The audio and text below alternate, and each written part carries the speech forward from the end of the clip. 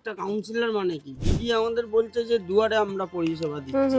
তো আমরাও মানুষকে, একটা মানুষ যার সমস্যা নিয়ে যাবে সেই সমস্যার সমাধান তো তৎক্ষণাৎ করব আমরা। সেটা তো দূরের কথা, তার সাথে দেখাই করে না। ব্যাস ভোট হয়ে গেল মানে আমাদের আর কেউ চেনে না। পৌরমাতা কোথা থেকে নির্ধারিত হয়েছে? দল থেকে তো।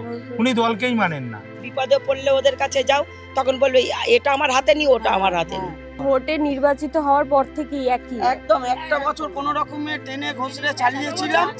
এক বছর তারপরে এক বছর টেনে ঘষড়ে আমরা চালিয়েছিলাম। কোনো মানুষ ইনভাইট করছে যে আমার এখানে একটা প্রোগ্রাম হচ্ছে, একটা রবীন্দ্র নজরুল সন্ধ্যা করছি ম্যাডাম, আপনি আসবেন। তো উনি তো জনপ্রতিনিধি, উনি তো পৌরমাতা, উনি তো জনগণের ভোটে নির্বাচিত।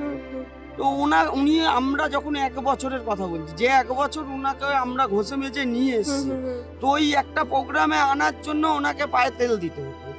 ওনার এত অহংকার, অত দিমাগ, আমি যেতে পারবো না, অত পাবলিক রোদে খেয়ে যাবে, রোদে খেয়ে ঘুরবে, তিনি বাইক বেকার ছাড়া নষ্ট চলবেন হয়ে যাবে। না। তিনি বাড়ি থেকে ওয়ার্ড অফিসে পরিষেবা দিতে আসবেন, তাকে বাইকে করে আনতে হবে, তাহলে তিনি আসবেন। পার্টির দলীয় কোনো বাড়ি program ওই ওয়ার্ড থেকে অনেকটা মানে বাড়ি না, একদমই বেশি। ওয়ার্ডেই বাড়ি, রেল লাইনের ওপারে বাড়ি।